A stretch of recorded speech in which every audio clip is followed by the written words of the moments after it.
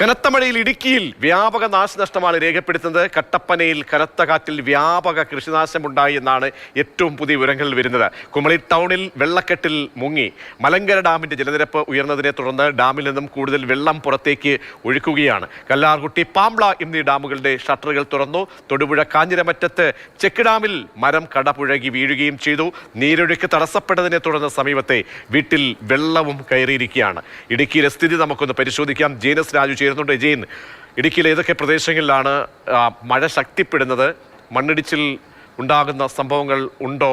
എന്താണ് ഏറ്റവും ഒടുവിലത്തെ അപ്ഡേറ്റ്? എത്രത്തോളം കൃഷിനാശമടക്കം ജില്ലയിൽ സംഭവിച്ചിട്ടുണ്ട്? ജെയിൻ.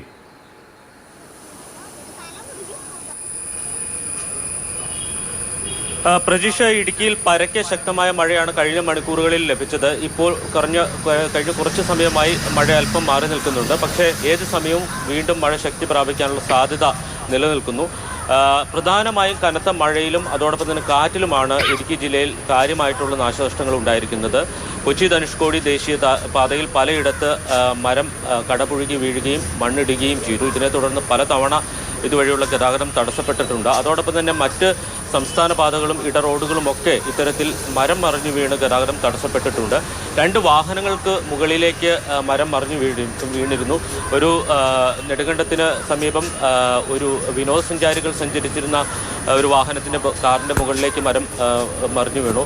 ഈ സമയം വാഹനം നിർത്തിയിട്ടിരിക്കുകയായിരുന്നു. അവരൊരു റിസോർട്ടിൽ താമസിക്കാൻ എത്തിയതാണ്. റിസോർട്ടിലേക്ക് കയറി ഉടനെ തന്നെയാണ് മരം മറിഞ്ഞ് കാറിൻ്റെ മുകളിലേക്ക് വീണത്. അതുകൊണ്ട് കാര്യമായി പരിക്കേൽക്കാതെ അവർ രക്ഷപ്പെട്ടു. അതോടൊപ്പം തന്നെ ലോ റേഞ്ചിൽ നേരത്തെ സൂചിപ്പിച്ചതുപോലെ കാഞ്ഞിരമറ്റം മേഖലയിൽ ഒരു ചെക്ക് ഡാമുണ്ട്. ആ ചെക്ക് ഡാമിൻ്റെ ഷട്ടറുകൾ എന്ന് പറഞ്ഞാൽ പലകയിട്ട് നിർമ്മിച്ച ഷട്ടറുകളാണ്. അത് തുറക്കാൻ കഴിഞ്ഞിരുന്നില്ല. കാലവർഷം നേരത്തെയാണ് എത്തിയത്. ഇതിനെ തുടർന്ന് ഈ ചെക്ക് ഡാമിലെ ജലനിരപ്പ് ഉയരുകയും അതോടൊപ്പം തന്നെ അവിടെ ഒരു വലിയ മരം ഈ ചെക്ക് ഡാമിലേക്ക് മറിഞ്ഞു വീഴുകയും ചെയ്തിരുന്നു. അതിനെ തുടർന്ന് സമീപത്തുള്ള ഒരു വീട്ടിൽ വെള്ളം കയറി. ആ വീട്ടിലുണ്ടായിരുന്ന ആളുകളെ മാറ്റി പാർപ്പിച്ചിട്ടുണ്ട്. ഏതാണ്ട് മൂന്നാറിലാണ് ഒരു ദുരിതാശ്വാസ ക്യാമ്പ് തുറന്നിരിക്കുന്നത്. അന്തോണിയാർ കോളനിയിലെ ഏതാണ്ട് 19 കുടുംബങ്ങളെ ആ ദുരിതാശ്വാസ ക്യാമ്പിലേക്ക് മാറ്റിയിട്ടുണ്ട്. അതോടൊപ്പം തന്നെ ഡാമുകളിലെ ജലനിരപ്പും ഉയരുന്നുണ്ട്. ഏറ്റവും ഒടുവിൽ കിട്ടിയ വിവരമനുസരിച്ച് പാംബ്ള ഡാമിൽ നിന്ന് 720 ക്യുമെക്സ് വെള്ളം പുറത്തേക്ക് ഒഴുക്കാൻ ജില്ലാ ഭരണകൂടം അനുമതി നൽകിയിട്ടുണ്ട്. 4 മണിയോടുകൂടി കൂടുതൽ ഷട്ടറുകൾ ഉയർത്തി കൂടുതൽ വെള്ളം പുറത്തേക്ക് ഒഴുക്കും. കാരണം കല്ലാർകുട്ടി ഡാമിൽ നിന്ന് വെള്ളം കൂടുതലായി പാംബ്ളയിലേക്ക് എത്തുന്നുണ്ട്. അതുകൊണ്ട് നീരൊഴുക്ക് വർദ്ധിച്ചിരിക്കുന്നു. അതുകൊണ്ടാണ് ഇത്തരമൊരു നടപടി ഉണ്ടായിരിക്കുന്നത്. പ്രതീക്ഷ. ഇടുക്കിയിലെ സംഭവവികാസങ്ങളാണ് ജെയിൻ റിപ്പോർട്ട് ചെയ്തത്. പാലക്കാടേക്ക് പോയി കഴിഞ്ഞാൽ അവിടെയും കനത്ത മഴ തുടരുകയാണ്. പട്ടാമ്പി ഗുരുവായൂർ പാതയിൽ ഞാങ്ങാട്ടിരി സ്കൂൾ റോഡിന്റെ മുൻവശത്ത് നിന്നിരുന്ന കൂറ്റൻ ആൽമരം കടപുഴകി വീണു. പാവുകോണം കുണ്ടുപറമ്പിൽ നിർമ്മാണത്തിൽ ഇരിക്കുന്ന വീടിൻ്റെ മുകളിലേക്ക് മരങ്ങൾ വീണ് മേൽക്കൂര തകരുകയും ചെയ്യുന്നു. കനത്ത മഴയിൽ അലനല്ലൂരിൽ വീട്ടുമുറ്റത്തെ കിണർ താഴുകയും ചെയ്തു. ഗോകുൽ VS ആണ് ചേരുന്നത്. ഗോകുൽ, ഇപ്പോൾ ജില്ലയിൽ ഏതൊക്കെ പ്രദേശങ്ങളിലാണ് മഴ ശക്തിപ്പെടുന്നത്? എന്തൊക്കെ കെടുതികൾ റിപ്പോർട്ട് ചെയ്യപ്പെടുന്നുണ്ട്? ഇപ്പോഴും ജില്ലയിൽ പരക്കെ മഴ പെയ്യുന്നുണ്ട്. രാവിലെ ഒരു ചെറിയ തോർച്ചയുണ്ടായിരുന്നു. അതിനുശേഷം ഒരു 10 മണിക്ക് ശേഷം പിന്നീട് തുടങ്ങിയ മഴ ഇപ്പോഴുമുണ്ട്. പരക്കെ മഴ കിട്ടുന്ന ഒരു സ്ഥിതി തന്നെയാണുള്ളത്. ഇപ്പോൾ മഴയുടെ ശക്തി അല്പം കുറഞ്ഞിട്ടുണ്ടെന്ന് മാത്രം. അതുമാത്രമേ ഒരു വ്യത്യാസമായുള്ളൂ. പരക്കെ തന്നെ ജില്ലയിൽ മഴ പെയ്യുന്നുണ്ട്. പട്ടാമ്പി ഗുരുവായൂർ പാതയിൽ ഞാങ്ങാട്ടേരിയിലാണ് സ്കൂൾ റോഡിൻ്റെ മുൻവശത്ത് നിന്നിരുന്ന കൂറ്റൻ ആൽമരം കടപുഴകി വീണത്. അതോടൊപ്പം തന്നെ നിർമ്മാണത്തിലിരുന്നൊരു വീടിൻ്റെ മുകളിലേക്ക് മരങ്ങൾ വീണും അപകടമുണ്ടായി. പക്ഷേ ഭാഗ്യം കൊണ്ട് ഈ അപകടങ്ങളിലൊന്നും തന്നെ കാര്യമായി ആർക്കും പരിക്കോ ഇല്ല എന്നുള്ളതാണ് ആശ്വാസകരമായ കാര്യം. ചില വാഹനങ്ങൾ നശിച്ചിട്ടുണ്ട്. അത്തരത്തിലുള്ള ചില പ്രശ്നങ്ങളുണ്ടായിരുന്നു.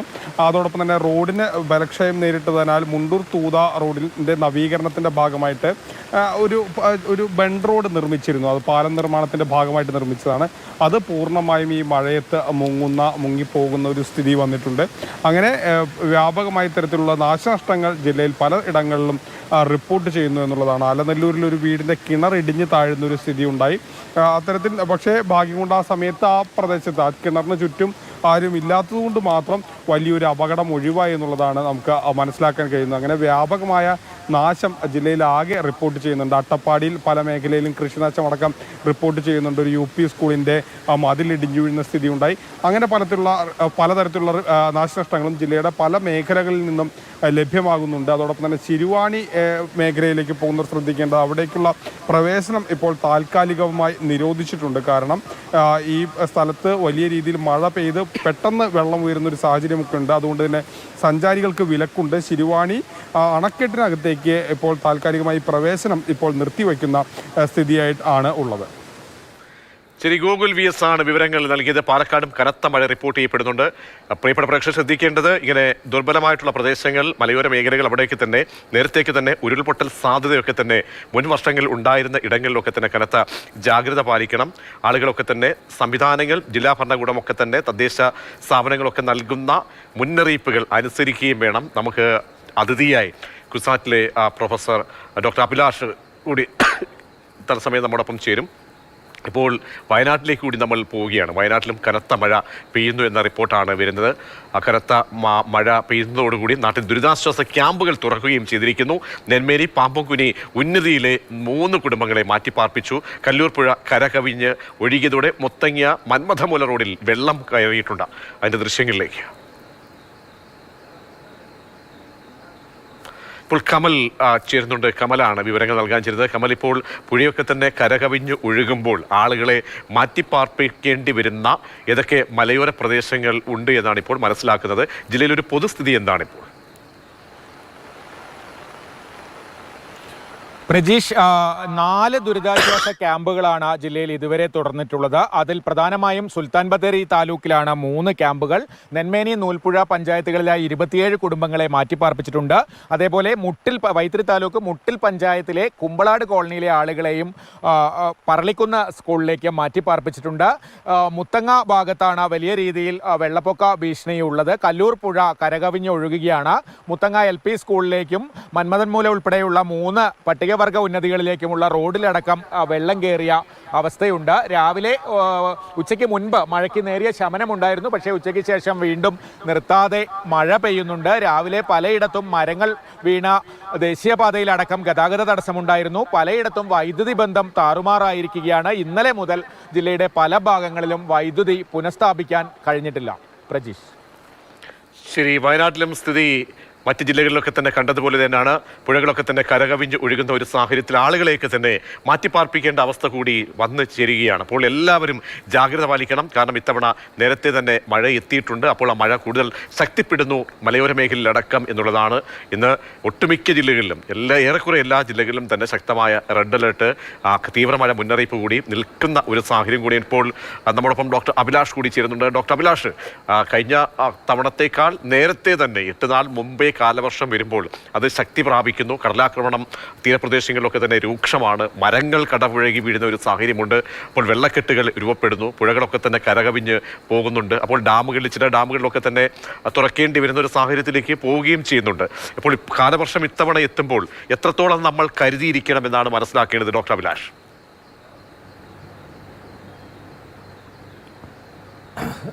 കാലവർഷം ഒരു 8 ദിവസം നേരത്തെ, നമ്മൾ 27-ാം തീയതി എത്തുമെന്ന് പ്രതീക്ഷിച്ചത് 3-4 ദിവസം മുന്നേ എത്തിയിരിക്കുകയാണ്. അപ്പോൾ ഈ വർഷം എത്തിയത് തന്നെ ഒരു നല്ല സജീവമായിട്ട് ഉള്ള അതിതീവ്ര മഴയുമായിട്ടാണ് കാലവർഷം എത്തിയെന്നുള്ളതാണ്.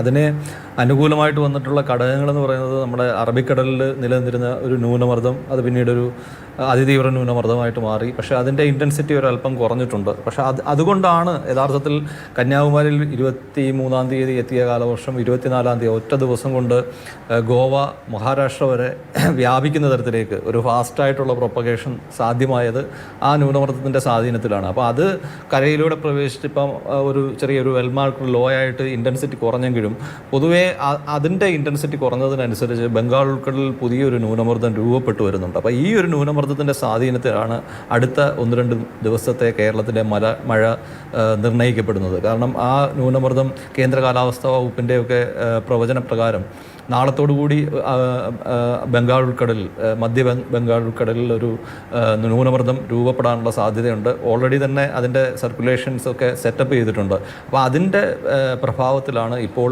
കേരളത്തിൻ്റെ പശ്ചിമഘട്ടത്തിന് ലംബമായിട്ട് കാറ്റ് വീശിക്കൊണ്ടിരിക്കുന്നതും ആ കാറ്റിൻ്റെ വേഗത മണിക്കൂറിൽ 50 കിലോമീറ്റർ മുകളിലേക്ക് പോയിക്കൊണ്ടിരിക്കുന്നതിൻ്റെയും പ്രധാന കാരണം അതാണ്. അപ്പോൾ അത് ഒരു 4-5 ദിവസം ഈ ന്യൂനമർദ്ദത്തിൻ്റെ സ്വാധീനത്തിൽ കേരളത്തിൽ ഒരുപക്ഷെ അതിശക്തമായിട്ടുള്ള മഴ, അതിതീവ്രമായിട്ട് ഇന്ന് എല്ലാ ജില്ലകളിലും അതിതീവ്ര മഴ പ്രവചിച്ച പോലെ അല്ലെങ്കിൽ പോലും അതിശക്തമായിട്ടുള്ള മഴയോ അല്ലെങ്കിൽ ചില പ്രദേശങ്ങളിൽ മഴ അതിതീവ്രമാകാനുള്ള സാധ്യതയാണുള്ളത്. അപ്പം ഇതിൻ്റെ ഒരു ഇൻറ്റൻസിറ്റി ക്ഷയിക്കുന്നതിനനുസരിച്ച് ഒരു ജൂൺ ഫസ്റ്റോടു കൂടിയൊക്കെ ഈ മഴയ്ക്കൊരു ചെറിയ നല്ല തോതിൽ ശമനം, അതായത് ചെറിയ ശമനം ഇന്ന് രാത്രിയോടു കൂടി അല്ലെങ്കിൽ നാളെ ആകുമ്പോഴേക്കും ഇപ്പോഴത്തെ ഇൻറ്റൻസിറ്റി ഒന്ന് കുറയുമെങ്കിൽ പോലും ഈ ഒരു സ്പെല്ലിനൊരു ശമനം വേണമെങ്കിൽ നമ്മളൊരു ജൂൺ ഫസ്റ്റ് വരെയൊക്കെ അല്ലെങ്കിൽ ഒരു മെയ് 30 വരെയൊക്കെ കാത്തിരിക്കണം. അപ്പോൾ അത്രയും കാലം നമ്മളൊരു നല്ല ജാഗ്രത പുലർത്തേണ്ട ഒരു കാലഘട്ടമാണ്. ഡോക്ടർ അഭിലാഷ്, നമുക്കറിയാം കടന്നുപോയ പല വർഷങ്ങൾ, കെടുതിയുടെ വർഷങ്ങൾ, പ്രത്യേകിച്ച് ഏറ്റവും ഒടുവിലായി നമ്മൾ ഇപ്പോഴും അതിൻ്റെ ആ തീവ്രതയിൽ നിന്നും അല്ലെങ്കിൽ അതിൻ്റെ ബാഡ് ഇമ്പാക്റ്റ് നമുക്കിത് പൂർണ്ണമായും മാറിയിട്ടില്ല എന്നുള്ളതാണ്. കാരണം വയനാടിനെ പോലെയുള്ള ദുർബല പ്രദേശങ്ങളുണ്ട്, ദുർബല മേഖലകൾ, മണ്ണിടിച്ചിൽ സാധ്യതയുള്ള പ്രദേശങ്ങൾ. നോക്കിയപ്പോൾ ഇടുക്കിയുടെ കാര്യം തന്നെ നേരത്തെ പറഞ്ഞതുപോലെ തന്നെ ഇടുക്കിയിൽ പലയിടത്തും മഴ പെയ്തുകൊണ്ടിരിക്കുന്നു, അത് ശക്തിപ്പെടുന്നു, അങ്ങനെയൊക്കെയുള്ളൊരു സ്ഥലങ്ങളുണ്ട്. അപ്പോൾ അവിടെയൊക്കെ കുറച്ചുകൂടി നമ്മൾ എത്രത്തോളം സെൻസിറ്റീവായിട്ട് കാര്യങ്ങളെ മനസ്സിലാക്കേണ്ടതുണ്ട്. കാരണം ഈ പ്രദേശങ്ങളിലൊക്കെ ജാഗ്രത സ്വാഭാവികമായും NDRFിൻ്റെ ഭാഗത്തു നിന്നും ഒക്കെ ജില്ലാ ഭരണകൂടമൊക്കെ തന്നെ നൽകുന്നുണ്ടെങ്കിലും കുറച്ചുകൂടി ഒരു നമ്മൾ എടുക്കേണ്ട ജാഗ്രത എന്താണ് കുറച്ചുകൂടി?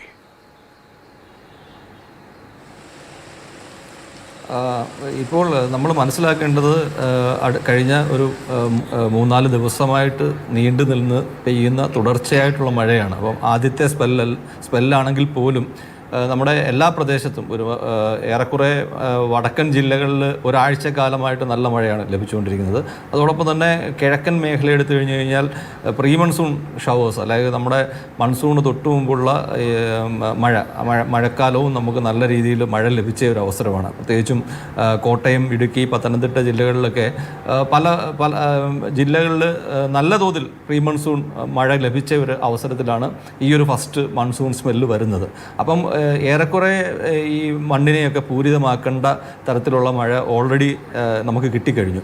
അപ്പോൾ അതിൻ്റെ ഫോളോയിങ് ആയിട്ട് വരുന്ന ഈ മഴയിൽ മഴ വളരെ ഗൗരവകരമായിട്ട് നമ്മൾ എടുക്കേണ്ടതായിട്ടുണ്ട്. പ്രത്യേകിച്ചും അതീവ ജാഗ്രത പുലർത്തേണ്ടതായിട്ടുള്ള സ്ഥലങ്ങൾ നിർണ്ണയിക്കപ്പെട്ടിട്ടുണ്ട്. അതായത് പാരിസ്ഥിതികമായിട്ട് ദുർബലത ഉള്ള പ്രദേശങ്ങളെ വൾനറബിലിറ്റിക്ക് അനുസരിച്ച്, ആ പ്രദേശങ്ങളുടെ ലോലത അല്ലെങ്കിൽ ദുർബലതയ്ക്ക് അനുസരിച്ച് അതിനെ വർഗീകരിച്ചിട്ടുണ്ട്. അപ്പോൾ അത്തരം മേഖലയിൽ ജീവിക്കുന്ന ആൾക്കാർ, അത് മണ്ണിടിച്ചിലിൻ്റെ കാര്യത്തിൽ, ഉരുൾപൊട്ടലിൻ്റെ കാര്യത്തിലായാൽ അത്തരം അപകട സാധ്യത കൂടിയ മേഖലയിൽ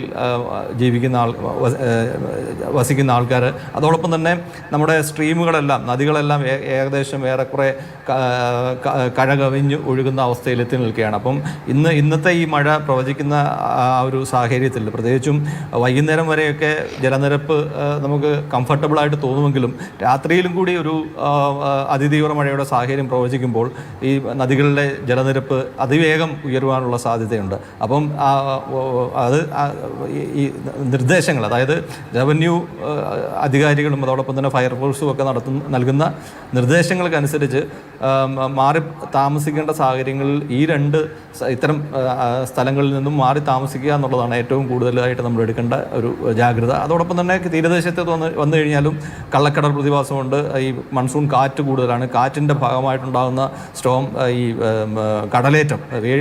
കടലേറ്റം കൂടുതൽ രൂക്ഷമാണ്. അപ്പം സമതല പ്രദേശങ്ങൾക്ക് വന്നു കഴിഞ്ഞാൽ ക്ലൗഡിൻ്റെ ഈ ഹൈറ്റ് കൂടുതൽ കാരണം ഈ മൺസൂൺ കാറ്റിനോടൊപ്പം തന്നെ ക്ലൗഡിൽ നിന്ന് വരുന്ന ഒരു ഗസ്റ്റ് വിൻഡ് എന്ന് പറയും, ഏത് ഡയറക്ഷനിലും വീശിയടിക്കുന്ന തരത്തിലുള്ള കാറ്റിൻ്റെ പ്രശ്നമുണ്ട്. അപ്പം വലിയ മരങ്ങളും ഇലക്ട്രിക് പോസ്റ്റുകളും മറ്റും എപ്പോഴും താഴെ വീഴാനുള്ള സാഹചര്യമാണുള്ളത്. അപ്പോൾ അത്തരം പ്രശ്നങ്ങൾ ശ്രദ്ധയിൽപ്പെട്ട് കഴിഞ്ഞാൽ ഉടൻ തന്നെ അധികാരികളെ അറിയിക്കുകയും വേണ്ട മുൻകരുതലുകൾ സ്വീകരിക്കേണ്ടതുമാണ്. അപ്പോൾ ഇത്തരത്തിൽ എല്ലാവരും നല്ല ജാഗ്രത പുലർത്തിയാൽ മാത്രമേ നമുക്ക് ഈ ഒരു മൺസൂണിൻ്റെ തുടക്കമാണ്, ഇനി ഒരു 4 മാസക്കാലം ഈ മൺസൂണുമായിട്ട് പൊരുത്തപ്പെട്ട് മാത്രമേ നമുക്ക് ജീവിക്കാൻ സാധിക്കുകയുള്ളൂ. അപ്പോൾ നമ്മൾ എടുക്കേണ്ടതായിട്ടുള്ള ചില മുൻകരുതലുകളും ഉത്തരവാദിത്തങ്ങളും നമ്മളും നിറവേറ്റേണ്ടതായിട്ടുണ്ട്.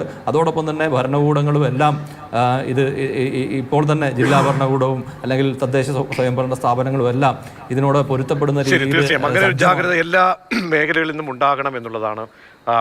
അഭിലാഷ്, മടങ്ങിയെത്താം. മറ്റൊരു റിപ്പോർട്ട് കൂടി കണ്ട ശേഷം ഇന്നലെ രാത്രി ഉണ്ടായ കനത്ത കാറ്റിലും മഴയിലും കണ്ണൂർ എളയാവൂർ മേഖലയിൽ വ്യാപക നാശനഷ്ടമാണ് രേഖപ്പെടുത്തിയത്. നിരവധി വീടുകളുടെ മുകളിലേക്ക് മരം വീണു, വൈദ്യുതി ലൈനുകളും തൂണുകളും തകർന്നു വീണു. ആ റിപ്പോർട്ടൊന്ന് കാണാം. കനത്ത നാശം വിതച്ചാണ് ഇന്നലെ രാത്രി കണ്ണൂർ നഗരത്തോട് ചേർന്നുള്ള എളയാവൂർ മേഖലയിൽ കാറ്റും മഴയും എത്തിയത്.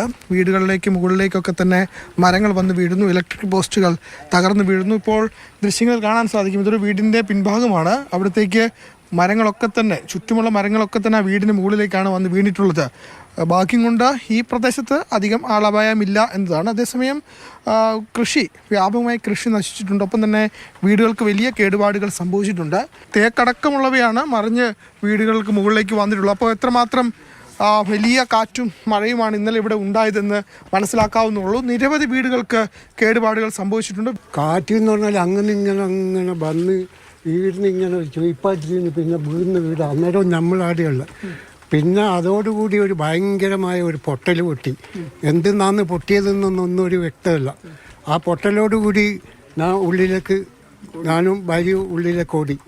അങ്ങനെ ഞങ്ങൾക്ക് കാര്യമായിട്ടൊന്നും പറ്റിയിട്ടില്ല. ഞങ്ങൾ വീട്ടിൻ്റെ മേലെ കനത്ത മരം ഉള്ളത്. ഫയർഫോഴ്സിനെ വിളിച്ചിട്ടാണെങ്കിൽ അവർ വന്നില്ല. നമ്മൾ പിന്നെ ഒരു കഷ്ടകാലത്തിലല്ലേ ഒരു ഫയർഫോഴ്സിനെ വിളിക്കുന്നു, അത് വന്നില്ല. ഇന്ന് രാവിലെ വരെ വിളിച്ചേരം പറയുന്നു. പിന്നെ അത് ഞങ്ങളെ പണിയല്ല, KSEBിൻ്റെ പണിയാണ്. മിക്ക വീടുകൾക്ക് മുകളിലേക്ക് ഇത്തരത്തിൽ വലിയ മരങ്ങൾ വന്ന് വീണിട്ടുണ്ട്. അപ്പോൾ ചുവടോടെ മറയുകയല്ല ചെയ്തിരിക്കുന്നത്, അതിൻ്റെ നടുഭാഗത്ത് നടക്കും അത്ര ശക്തമായ കാറ്റാണ് അവിടെ ഈ വീശിയത് എന്ന് വ്യക്തമാക്കുന്നതാണ് ഈ തെളിവുകൾ. അങ്ങനെ ധാരാളം മരങ്ങൾ, ഇലക്ട്രിക് പോസ്റ്റുകളൊക്കെ വീണിട്ടുണ്ട്. ഒരിടത്തും വൈദ്യുതിയില്ല. ഇന്നലെ രാത്രി 8:30 വന്ന ഒരു 2 മിനിറ്റേ ഉണ്ടായിട്ടുള്ളൂ. അപ്പോൾ തന്നെ എല്ലാം പോയി. പിന്നെ ഗടങ്ങ് വീണ് മേലത്തെ സൺഷെയ്ഡ് ഫുൾ പാറിപ്പോയി. അകത്ത് വെള്ളം, പിന്നെ ഗടങ്ങ് പൊട്ടി, തെങ്ങ്, പിലാവ് എല്ലാം പോയി. പേടിച്ചിട്ട് വർത്തമാനം പറയാൻ പറ്റുന്നില്ല. അപ്പോൾ ആളുകൾക്ക് വലിയ ആശങ്കയുണ്ട്. എത്രയും വേഗം ഫയർഫോഴ്സ് ഒക്കെ ഇവിടെ എത്തി ഇവരുടെ വീടുകൾക്ക് മുകളിലുള്ള മരങ്ങളൊക്കെ ഒന്ന് മാറ്റിത്തരണം എന്നതാണ് അവരുടെ ആവശ്യം. അപ്പോൾ പ്രധാനപ്പെട്ട ഒരു ആശങ്ക എന്ന് പറയുന്നത് ഈ മരങ്ങൾ, കാലപ്പഴക്കമുള്ള മരങ്ങൾ, അതുവഴിയൊക്കെ സഞ്ചരിക്കുന്ന ആളുകൾ നമ്മൾ വലിയ ജാഗ്രത പുലർത്തേണ്ടതാണ്. മാത്രമല്ല അധികാരികളും ഒക്കെ തന്നെ ഇത്തരം അപകടകരമായിട്ടുള്ള വൃക്ഷങ്ങളുണ്ടെങ്കിൽ അതൊക്കെ തന്നെ വെട്ടിമാറ്റൽ നടപടിയിലേക്ക് യുദ്ധകാല അടിസ്ഥാനത്തിൽ തന്നെ നമ്മൾ പ്രവേശിക്കേണ്ടതായിരുന്നു, നേരത്തെ തന്നെ എടുക്കേണ്ടതായിരുന്നു. അപ്പോൾ മരങ്ങൾ വീഴുന്ന വളരെ പ്രധാനപ്പെട്ട ഒരു പ്രശ്നമായി മാറുന്നു. ഡോക്ടർ അഭിലാഷ്, വളരെ പ്രധാനപ്പെട്ട ഒരു കാര്യം, ഈ മേഘങ്ങൾ ഒന്നിനു മീതെ ഇങ്ങനെ വീണ്ടും കിലോമീറ്ററുകളോളം വ്യാപിച്ച് ഒരു പ്രദേശത്ത് മാത്രം കേന്ദ്രീകരിച്ച് പെയ്യുന്ന ഈ കൂമ്പാര മേഘങ്ങളൊക്കെയാണ് വയനാട് പോലെയുള്ള ദുരന്തത്തിലൊക്കെ തന്നെ അവിടെ കേന്ദ്രീകരിച്ച് ഒരേ സ്ഥലത്ത് തന്നെ ഒരുപാട് അങ്ങനെ പെയ്ത മഴയൊക്കെ കാരണമായിട്ടുണ്ട്. അങ്ങനെ ഈ തവണ അങ്ങനെ എന്തെങ്കിലും നമുക്ക് കരുതലെടുക്കേണ്ട അല്ലെങ്കിൽ കാലാവസ്ഥ മുന്നറിയിപ്പ് അനുസരിച്ച് നിലവിലത്തെ സ്ഥിതി അനുസരിച്ചൊക്കെയുള്ള പ്രവചനങ്ങൾ എങ്ങനെയാണ്, ഏത് രീതിയിൽ വേണം നമ്മൾ അത്തരം സാഹചര്യങ്ങളെ സമീപിക്കേണ്ടത്?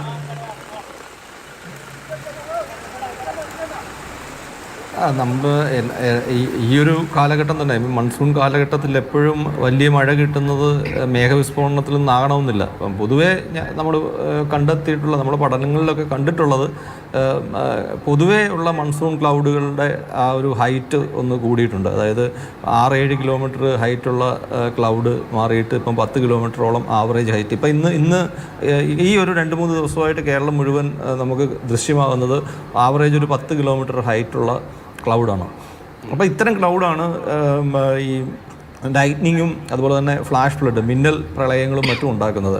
അത് കുറച്ചുകൂടി ഉയർന്ന് ഒരു 10-14 കിലോമീറ്റർ ഉയരത്തിലുള്ള വലിയ കൂമ്പാരമേഘങ്ങളാകുമ്പോഴാണ് ഏകദേശം ഈ ക്ലൗഡ് ബസ്റ്റിൻ്റെ തോതിലുള്ള മഴ കിട്ടുന്നത്. പക്ഷേ അത്തരം മേഘരൂപീകരണം ഇന്നലെ ഒന്നും കണ്ടിട്ടില്ല. പക്ഷേ അത് ഒരു പ്രദേശത്ത് എപ്പോൾ കേന്ദ്രീകരിക്കപ്പെടുമെന്ന് നമുക്ക് ഒരു നൗകാസ്റ്റിങ്ങിലൂടെ അതിൻ്റെ എക്സാക്റ്റ് ആയിട്ടുള്ള ലൊക്കേഷനും ടൈമിങ്ങും ഒക്കെ നമുക്ക് പറയാൻ പറ്റും. പക്ഷേ അതർവൈസ് നമ്മൾ അത്തരം സാഹചര്യങ്ങളും പ്രതീക്ഷിക്കേണ്ടതായിട്ടുണ്ട്.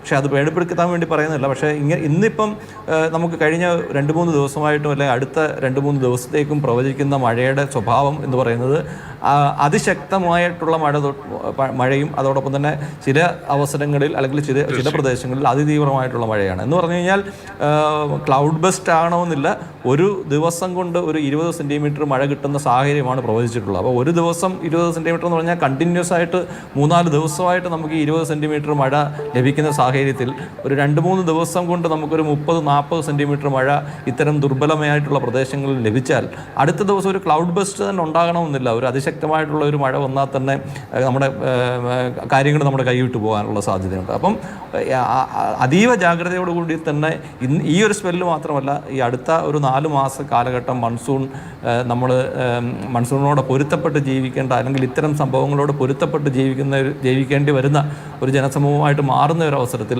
നമ്മളെല്ലാവരും ഒരു വ്യക്തി എന്ന നിലയിലും സമൂഹം എന്ന നിലയിലും ആ ഉത്തരവാദിത്തങ്ങൾ നിറവേറ്റേണ്ടതായിട്ട് ഉണ്ടായിട്ടുണ്ട്. അപ്പം നമ്മളൊരു റെസ്പോൺസിബിളായിട്ടുള്ള ഒരു സിറ്റിസണായിട്ട് മാറിക്കൊണ്ട് നമ്മുടെ സർക്കാർ സംവിധാനങ്ങളുമായിട്ട് യോജിച്ചുകൊണ്ട് ഇത്തരം നല്ല രീതിയിലുള്ള മുന്നറിയിപ്പുകളാണ് കേന്ദ്ര കാലാവസ്ഥാ വകുപ്പിൻ്റെയും സംസ്ഥാന ദുരന്ത നിവാരണ അതോറിറ്റിയുടെയൊക്കെ ഭാഗത്ത് നിന്ന് ഇപ്പോൾ ലഭിച്ചുകൊണ്ടിരിക്കുന്നത്. നല്ല രീതിയിലുള്ള ഒരു കാര്യം കൂടി ഡോക്ടർ അഭിലാഷ്, തീരപ്രദേശങ്ങളിൽ, കാരണം മത്സ്യത്തൊഴിലാളികൾക്ക് കർശന നിർദ്ദേശം നൽകിയിട്ടുണ്ട്, തീരപ്രദേശങ്ങളിലൊക്കെ തന്നെ കടലാക്രമണം രൂക്ഷമാണ്.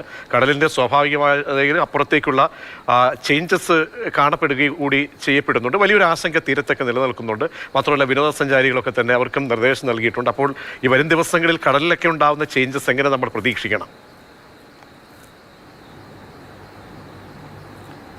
ഞാൻ നേരത്തെ സൂചിപ്പിച്ചത് പോലെ തന്നെ ഈ കാറ്റിൻ്റെ വേഗത കൂടുന്നതനുസരിച്ച് തീരപ്രദേശത്തുണ്ടാകുന്ന കടലാക്രമണത്തിൻ്റെ ശക്തി കൂടും. അതുപോലെ തന്നെ കടൽ കയറി വരുന്നതിൻ്റെ ഒരു ആഘാതങ്ങൾ കൂടും. അതോടൊപ്പം തന്നെ ചില അവസരങ്ങളിൽ കള്ളക്കടൽ പ്രതിഭാസം എന്ന് പറഞ്ഞാൽ സ്വെൽ വേവ്സ് കടന്നു വരാറുണ്ട്.